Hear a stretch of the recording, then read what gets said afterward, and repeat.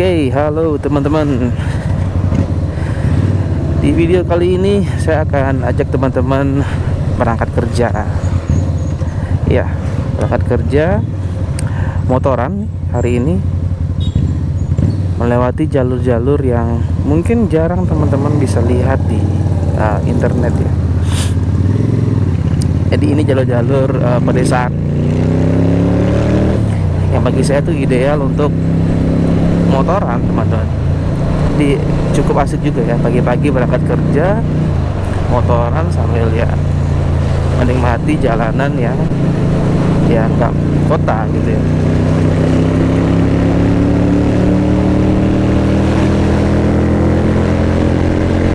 Wah, kita tancap gas dikit.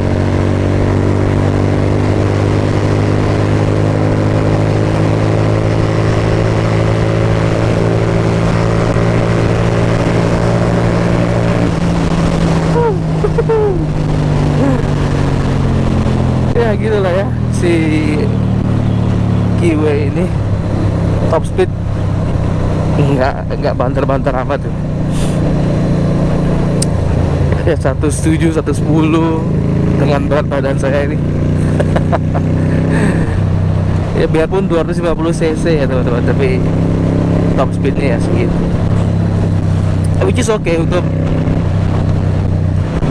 use case saya, untuk pemakaian saya ya ke kantor harian.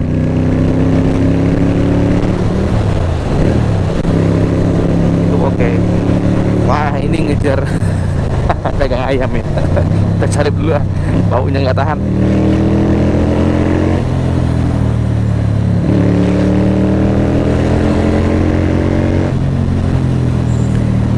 Ya seperti itu, cukup oke lah bagi saya teman-teman. 110, 100 km per jam itu udah lebih dari cukup sih untuk tipe-tipe jalanan yang sering saya lewati ya, hari-harian. Nah, kita lagi dikit ya.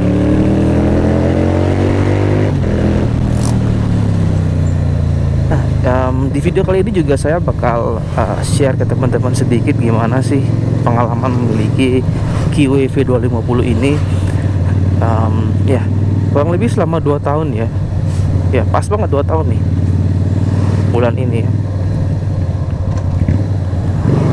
Ya pertama dari impresi berkendara dulu. Pertama sound, suara ya. Wah, ini bagi saya sih nikmat ya suaranya ya. V-twin nggak pasaran sih ya, gitu kan, suara V-twin itu enak banget di telinga ya. Bagi teman-teman yang penikmat suara motor ya pasti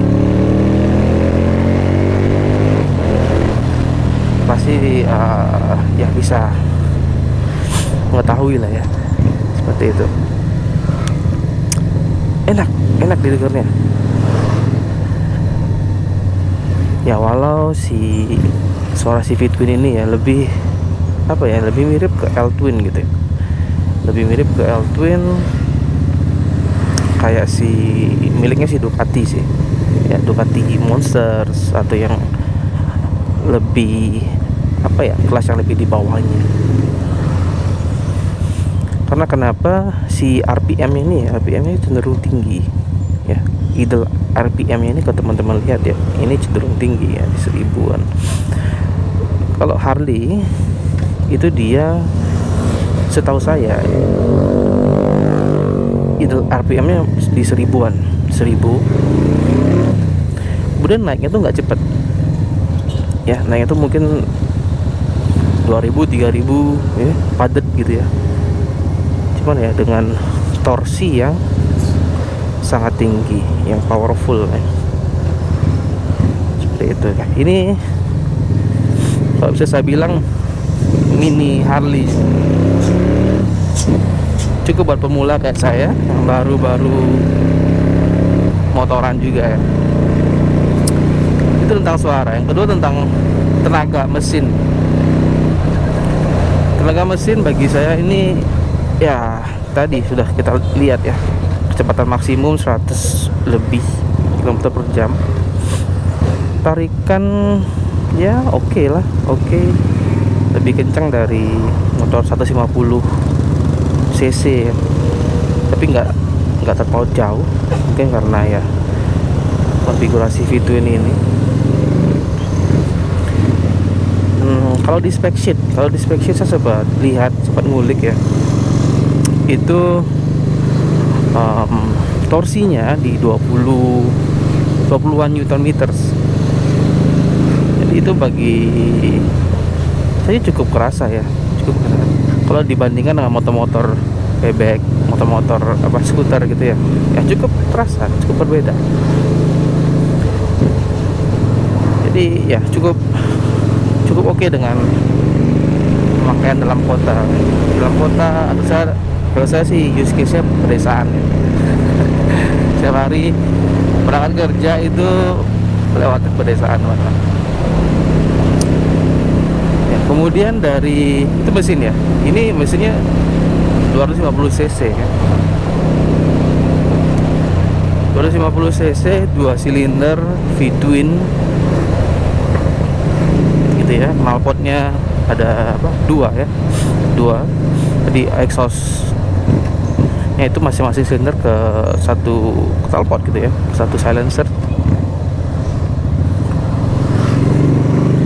Itu tentang mesin. Kemudian dia juga udah injeksi teman-teman ya, injeksi. Jadi udah pakai ECU atau ECU kita sebutnya. Dan itu ya, itu nanti saya akan ceritakan di video lain. Pengalaman saya juga memiliki ini, baik buruknya ya. Hari ini kita mungkin bahas sedikit spek-speknya aja ya, spek-spek yang saya tahu. Kemudian dari segi kaki-kaki teman-teman, si Kiwi ini dari pabrikan itu udah dibekali ban yang cukup, bisa dibilang gambot ya, cukup besar ya. Di belakang itu 130 per berapa ya, per 70 ya, 130 kalau nggak salah.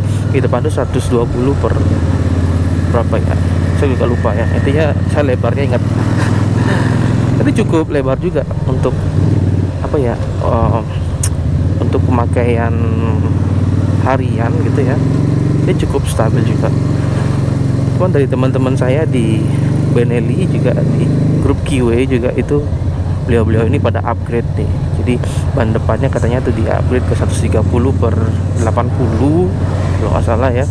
Di belakangnya tuh di upgrade pakai 150 per 80. Jadi lebih gambot lagi. Nah, ini yet to be upgraded ya teman-teman ya. Jadi masih menunggu waktu yang tepat. Ya mungkin di tahun ini akan saya upgrade bannya. Ya, itu kaki-kaki. Kemudian dari depan teman-teman ya, kita bisa lihat dari fog depan itu dia udah pakai upside down ya. Upside down, ya cukup empuk juga ya. Terus yang di belakang dia pakai dual suspension ya, dual coil suspension, dual shockbreaker. Itu juga empuk banget, surprisingly empuk banget ya. Nah, saya bawa ke jalan-jalan yang ya lumayan berbatu gitu ya, paving gitu ya, itu nyaman banget teman-teman. Reboundsnya itu enak banget. Ini juga dipakai jarak jauh ya teman-teman ya, enak banget ya. Posisi berkendaranya juga kaki selonjoran, tangan lebar seperti ini, nggak pegel gitu ya. Itu dari tadi kaki-kaki. Mungkin sedikit juga tentang riding impression ya. Oke, kita tarik dulu dikit. Nah, oke. Nah, ini kita bakal melewati daerah-daerah yang agak ramai nih.